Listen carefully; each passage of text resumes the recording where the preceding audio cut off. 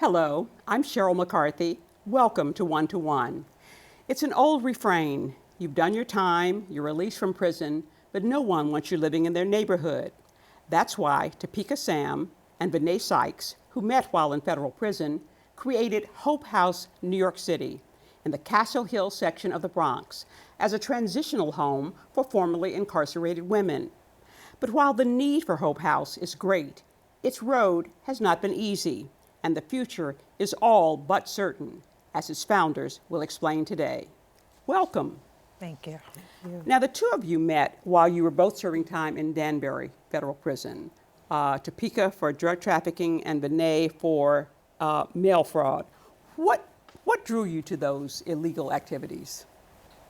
I think for me, it was just I was going through a difficult period in my life and just not making right choices and right decisions.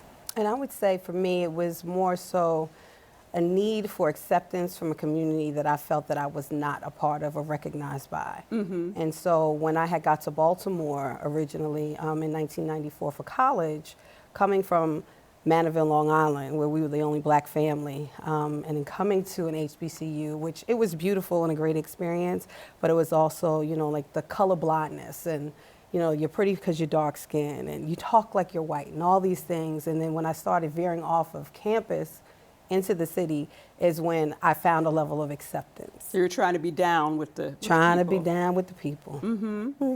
Okay, and was your background basically a black middle class background as well? Yes, a black middle class background. Went to college.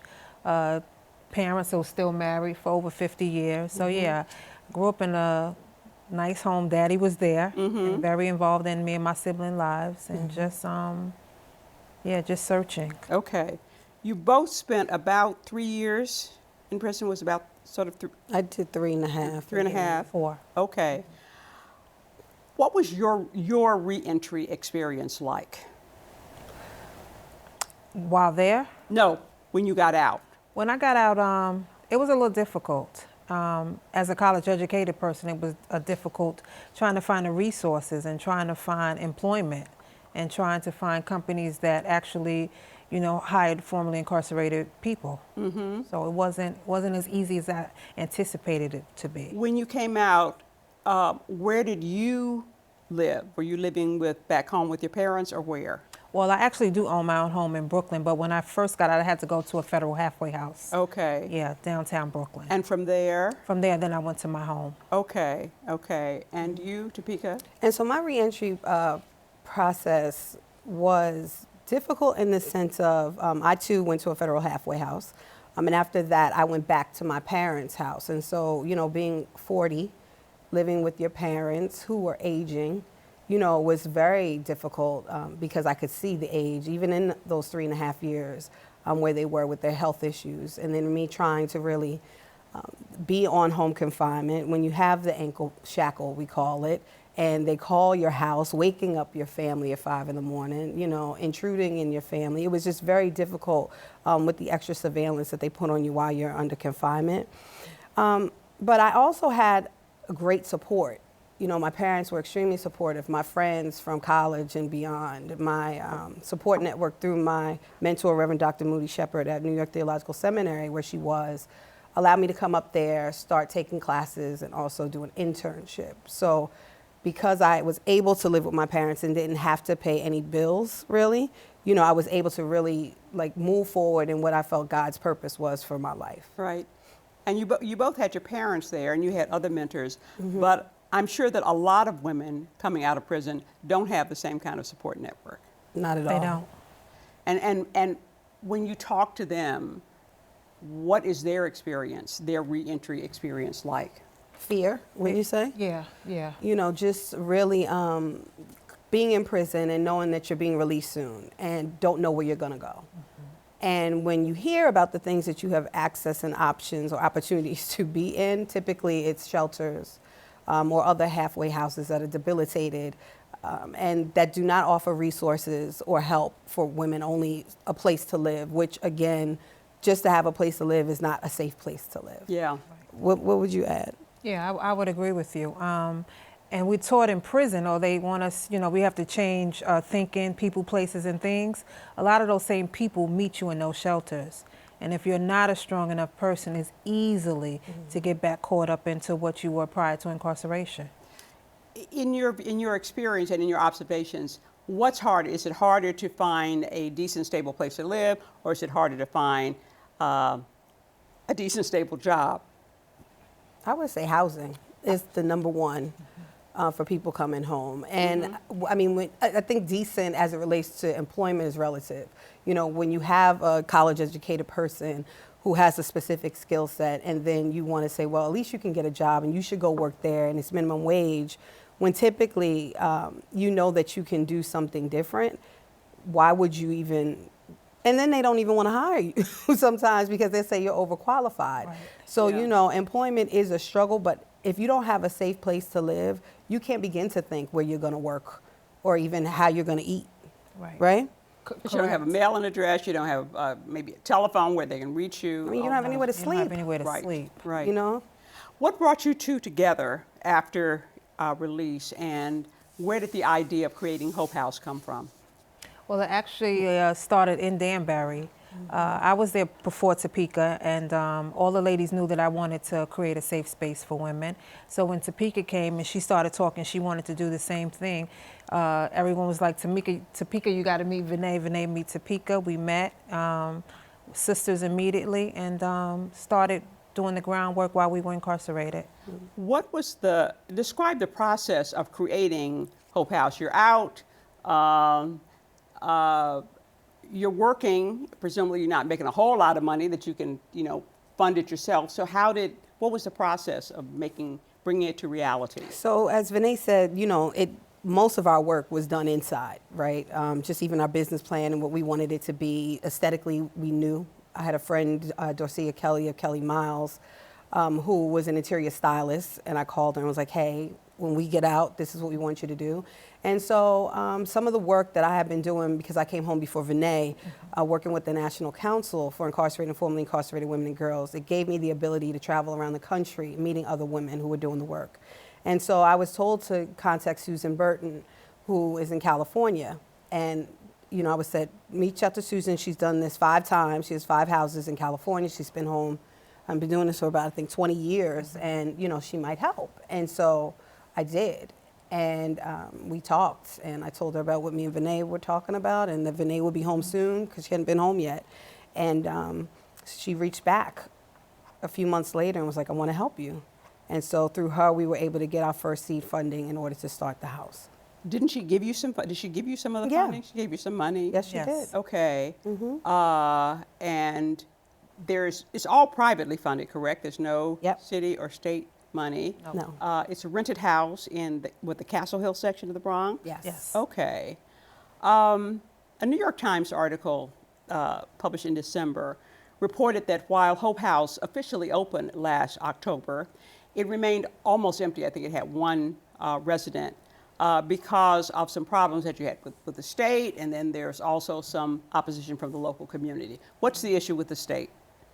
Well, with the state, it was because our federal supervision status prohibits people. There's a rule.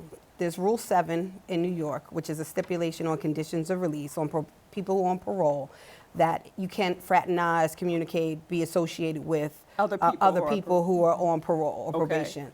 And so in the federal system, it's the same thing, a condition of release. However, in the federal system, if you get permission from your probation officers, then you can. And I had been home by this time 2 years, and they knew from day one the work that we were going to be doing.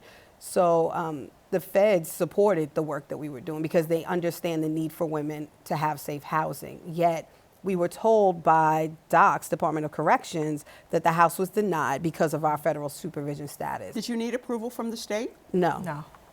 So how could they deny you approval? Well, what they did was they were able to deny women on state parole from living in the house. Okay. So that's how they were able to do that. So the issue wasn't that we couldn't operate because Like you said, we don't need state approval. We're not considered a shelter because we don't have 20 or more people in the state of New York.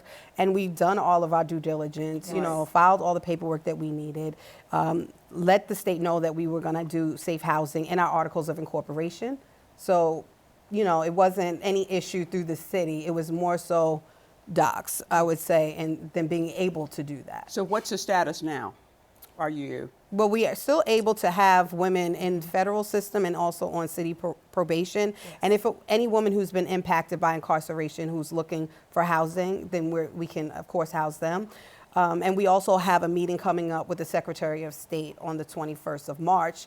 And we're hoping to be able to, you know, get some relief from that as well. You also had some pushback from the local community, St. Andrews Village. It's interesting, we're used to having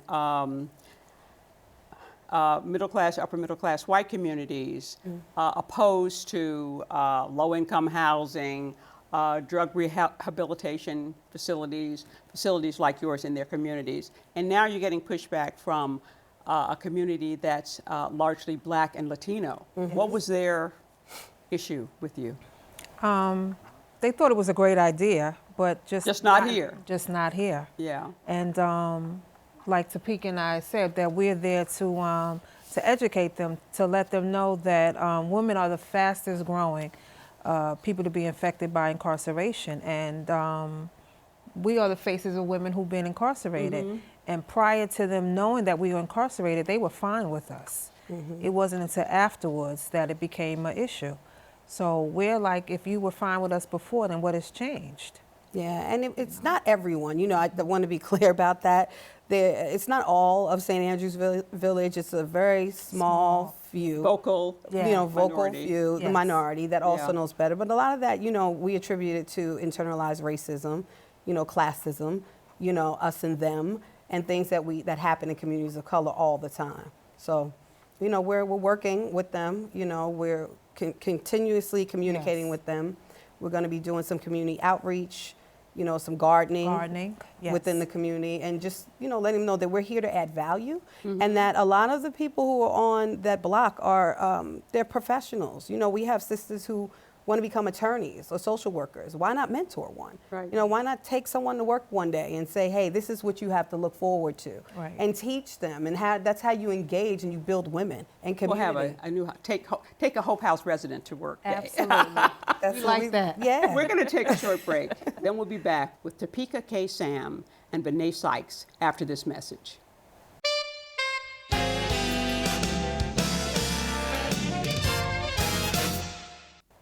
Welcome back to One to One.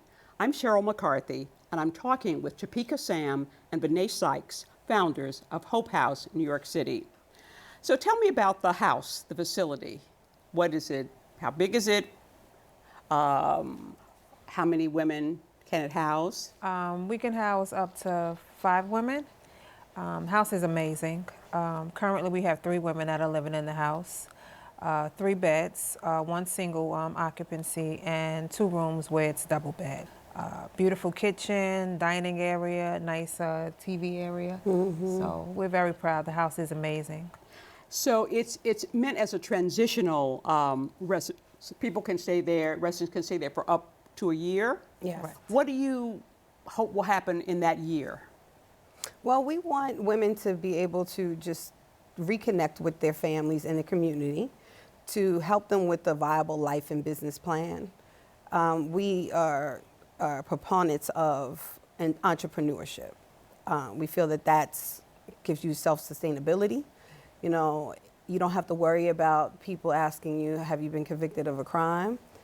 And it's self-fulfilling. You know, when you're living on purpose and you're doing the things that you feel that you are led to do, that will cause you increase just in your life in many ways. And so we want to help, you know, assist women with that. And we have a sister, what does she want to do? She wants to be own a hair salon. Yes.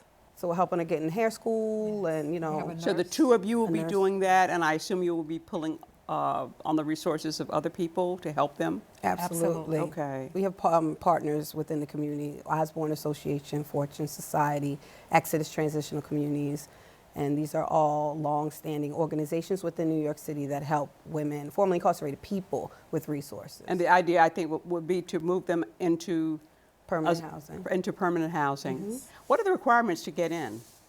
Well, we had some what we thought were like at least GED minimum. Right.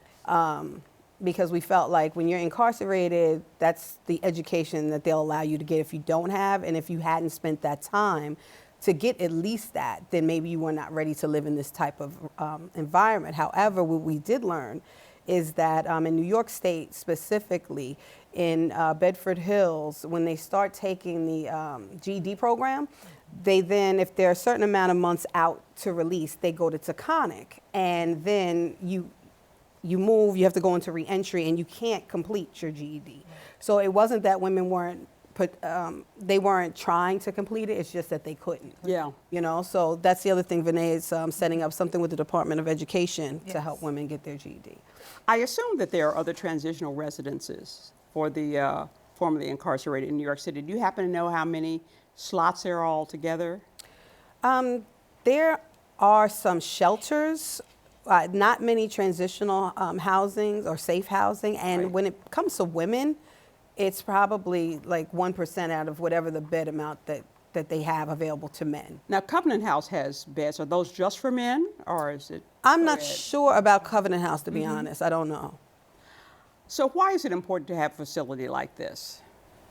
It's a safe haven for women who were formerly incarcerated. And being that Topeka and I were formerly incarcerated, we know the barriers. You know, a lot of the women that come to the house, they feel comfortable talking to us because they know that we've been there and we can give them what worked for us when we came out. So, yeah. According to a recent New York Times article, each year 26,000 people are released from New York State prisons and another 59,000 from New York City custody. So where do they go? A lot in the shelter systems. We have a lot of women that's reaching out to us that want to be at Hope House, but yeah, they're in the shelters. Or in shelters, in the street. Yeah. They end up going back into, you know, ways of survival and then end up right back in prison. It's a cycle. So, you know, we talked about a little bit earlier that housing being the number one thing that people need to feel safe and to thrive. And if you are coming home from prison as a woman, right, there is no housing or there's a shelter which is not safe. And then you end up either going back into a relationship with someone who was abusive before and or go back into some type of trafficking in order to make money to get housing. And it's this repetitive cycle that just is continuously abuses and victimizes women, and specifically women of color. So are you currently looking at applicants who would like to get in? Yes. Okay. What is the New York City Housing Authority's policy on people who've been released from prison? They have a new program right now that allows people with convictions to apply and go through a process to where they can go back into, I think it's NYCHA, but with family members. With family members. With family members. So I do know a few people who have been through the application process but not yet been placed. And it is a new pilot program, so I don't know what may come of it.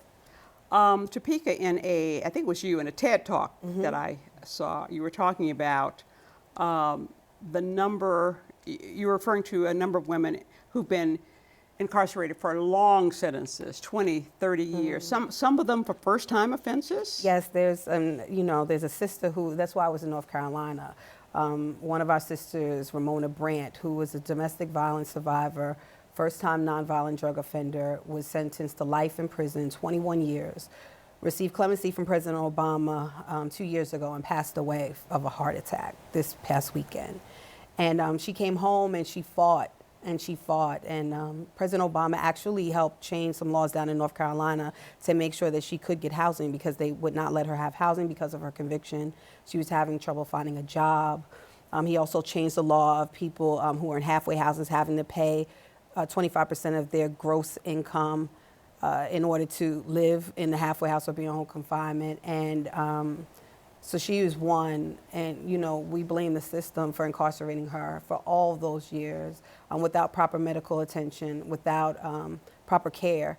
And for her to be home 2 years is just an injustice to her, her sons, and her new husband. Is there a movement away from these lengthy sentences? Yes. That I think became I don't know if it was in the 90s or when they, you know. The 80s from the drug Yeah, war and yeah. Rockefeller drug. Is Yes. there moving away from them? There's been a movement, and I didn't know about it because if I did, I probably wouldn't have been engaged in trafficking drugs myself, right? But there are women and men all across this country. Even here in New York, you have RAP, Releasing Aging Prisoners Project, who does work around people who were sentenced to lengthy sentences in prison and getting them released because they're just, I mean, they've aged out, right? Unfortunately, for federal parole, if you're sentenced to life in prison, you die in prison. And so, you know, there are people working. It's really life. It's life. It says death on their for their release date, right? So they have to sit in prison for life. They don't get a parole. And so there are organizations around this country that are fighting to re-implement federal parole. Because years ago, the max was, I think, like 30 years, and then people would go to the parole board and have an opportunity to come home. And now they can't. So again, you know, people are dying in prison. People will die in prison if the system, and I mean, our government doesn't do a change, and our president, you know, whoever it is, you know, our president needs to release our people. There's also, I don't know if it's a movement, but there's talk about alternatives to incarceration. And there's a New York City program called that. How does that work? I think I was reading that they claim to have kept 6,000 people out of jail maybe last year. Are you familiar with that? Yes. Yeah, we at where I work, our children, they do alternatives to incarceration. So they just have programs that's geared to working with individuals, employment services, things that could have led them, you know, to do whatever. So they give them those skill sets and those things, you know, to help them make them marketable for jobs. Yeah. And one of our ladies is a part of Yes. an ATI, Alternative to Incarceration program with FedCap. Yes. Okay. What more does New York City and New York State need to do to improve the outcomes of formerly incarcerated women? I think in the federal system, reentry begins the moment you start your sentence. For me, it began walking up the hill knowing that I had to complete the sentence, and there should be programs inside that's geared toward helping women. Inside me in Topeka laugh is crocheting and needlepoint. Those are not services. That went out with my grandmother. Yeah. Well, not in federal prison. not in federal prison. Right. It's almost like go I over mean, this. I hope they're not still making license plates. Are they still making license plates? And stuff? Not where we were, where we but were, actually but- they were making radio mounts for the federal government. Okay. In Unicor. But again, as Vanee said, yeah, it's like go sit over there and knit. And you make a know? blanket, When you yeah. talk about gender focused programming. Well, I know Mayor de Blasio, I think about a year ago, announced that everybody who goes into a Department of Correction facility is going to have access to reentry training. Do you have any idea as to whether that has happened or not? Well, what we do know is that Taconic Correctional Facility is a reentry. They have a reentry unit. That's And one of the state prisons. Right, that's one of the state prisons for New York. And we do know that Columbia University, through the Center for Justice, they go into the prisons and they do help with giving educational courses toward degrees inside New York State prisons. So the states actually do offer different opportunities, and yet, even with those opportunities, there's still life after prison. Right. And so, you know, you can get as much education if the prison offers it, but it's really more being able to be connected to organizations like Hope House, the Ladies of Hope Ministries, and other organizations that are in the city. Once that you get out. So that you can know exactly what you need to do. I know that CUNY has a program, I think connected with John Jay College of Criminal Justice, where they offer to 500 people who've been released to, maybe it's no, it's not to 500 people. I think they offer $500 or something like that to allow them to go into a certificate program or some kind of program that will help them get a job. So going forward, we have about a minute and a half. Going forward, what are your priorities? Just continuing offering safe space for women, you know, because when you pour into these women, like Topeka said, you're pouring into, I have children, so when you pour into me, you're pouring into my children. Mm-hmm. You know. And in addition to that, also advocacy is really important for us.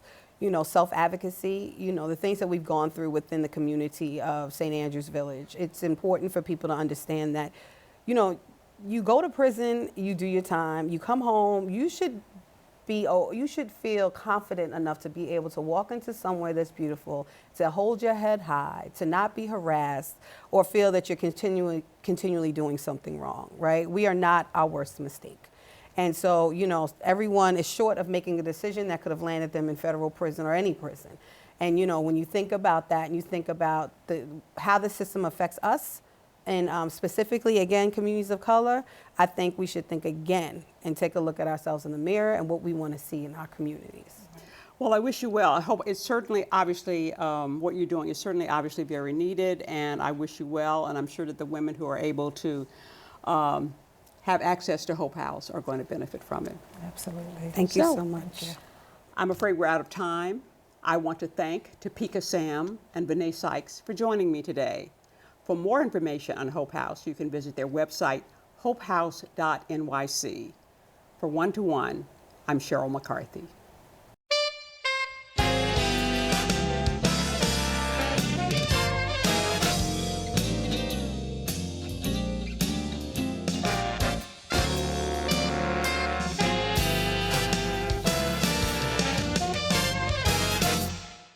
If there are any people you'd like to hear from or topics you'd like us to explore, please let us know. You can write to me at CUNY TV, 365 Fifth Avenue, New York, New York, 10016, or you can go to the website at cuny.tv and click on Contact Us. I look forward to hearing from you.